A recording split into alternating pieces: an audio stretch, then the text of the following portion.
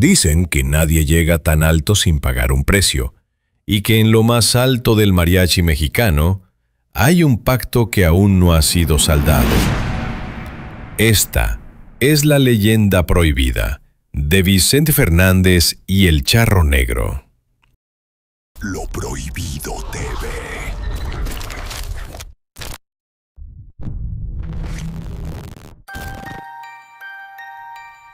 México tiene muchas almas, y algunas de ellas visten de charro.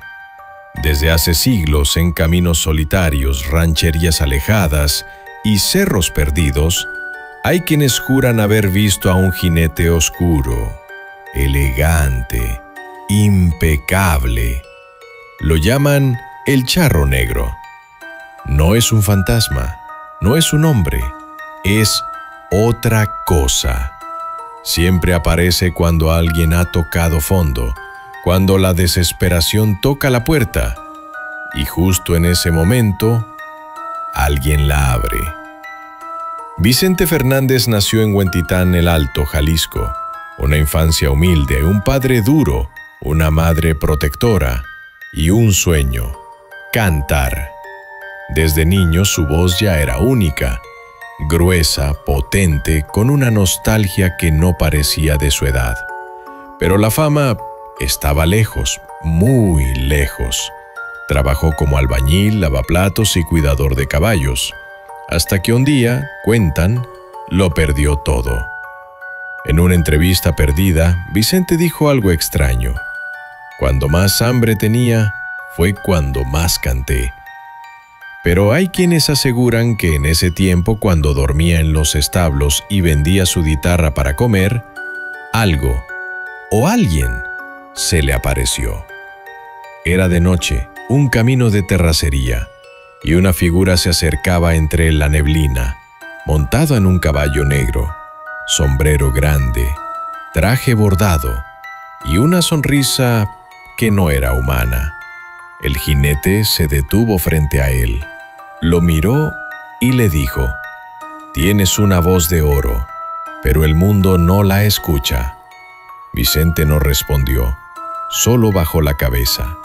Entonces el charro dijo: «Yo puedo darte lo que mereces: palacios, dinero, aplausos eternos».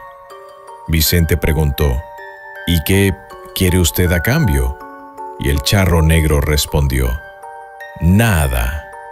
Aún». Al día siguiente Vicente cantó en una plaza, y por primera vez la gente se detuvo, lo escucharon, lloraron, aplaudieron. Un productor estaba ahí, le ofreció grabar, y desde ese día el ascenso fue imparable. Décadas después, Vicente era el rey, el ídolo, el inmortal, pero algo en su mirada seguía siendo grave. En entrevistas solía bromear con la muerte. Decía frases como: «Cuando me muera, no me lloren. Cántenme». Con el tiempo el mito creció, y con él su rancho también. Los Tres Potrillos se volvió un símbolo de su éxito, pero también un lugar donde las historias oscuras empezaron a multiplicarse. Varios trabajadores del rancho contaron que, durante las madrugadas, veían una luz blanca en el cerro más alejado. No era una linterna, no era un reflejo, era una especie de fuego, pero sin humo, y siempre aparecía cuando Vicente se encontraba solo, escribiendo canciones o ensayando de madrugada, como si alguien más lo escuchara. Los caballos, por su parte, parecían sentirlo antes que nadie. Uno de los cuidadores más antiguos dijo que había un punto del rancho donde ningún potro quería pasar. Un viejo árbol, torcido, seco, y al pie de ese árbol, huellas de caballo. Solo que no había jinete. Nunca. Vicente, cuando lo confrontaban con esas historias, solo sonreía. No lo negaba, tampoco lo afirmaba. Decía: hay cosas que no necesitan explicación, solo respeto. Una noche su hijo Gerardo lo encontró en la capilla del rancho encendiendo una vela y cantando en voz baja. No era una canción suya, era una copla antigua, casi un rezo. Charro de negro sombrero, yo no te debo ni temo. Si vienes por mí temprano, que sea cantando y sin miedo. Cuando le preguntó qué era eso, Vicente solo dijo, una promesa que se renueva cada cierto tiempo. También comenzaron a fallar las cosas eléctricas, luces que se encendían solas, micrófonos que captaban voces en blanco, grabaciones con ecos que no correspondían. En una ocasión, mientras grababan un comercial en el estudio del rancho, se registró una figura fugaz reflejada en uno de los espejos. Un hombre a caballo, totalmente vestido de negro. Nadie vio nada en el momento, pero en la postproducción apareció. Y lo más extraño, en cada aniversario de su primer disco, el rancho se envolvía en una calma densa como si el aire mismo se detuviera. Ni viento, ni insectos, ni ladridos, solo silencio. Un silencio observado. Vicente nunca dejó de vestirse de charro. Incluso cuando ya no salía a cantar en público, seguía usando su traje, su sombrero y salía solo a cabalgar al amanecer. Decía, uno no sabe cuándo vendrán por uno, pero si vienen, quiero que me encuentren de pie. Otra historia. En una presentación en Guadalajara, durante la prueba de sonido, el ingeniero juró haber escuchado otra voz. Detrás del micrófono, una voz grave, susurrante. Decía, ya casi. Nadie más la escuchó.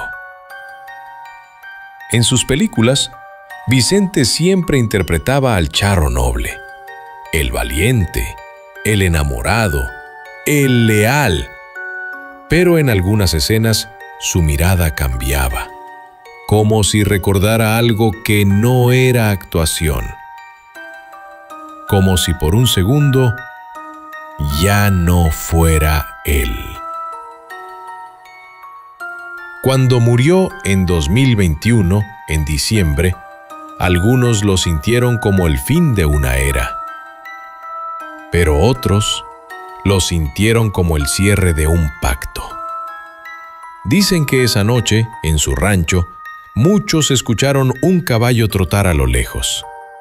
Pero no había nadie montado, solo la marca de una herradura y el olor a tabaco.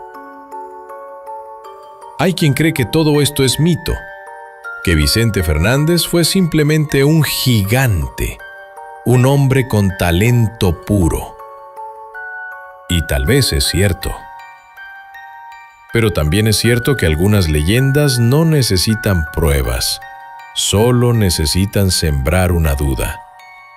Porque, ¿y si el charro negro no es un demonio, sino el precio del destino? ¿Y si no se le aparece a cualquiera, sino solo a los que nacieron para marcar a un país entero? Tal vez Vicente no hizo un pacto con él. Tal vez solo fue el primero en cumplirlo. Y tú, cuando escuches su voz en una noche muy callada, fíjate bien. Tal vez detrás, alguien más también esté cantando.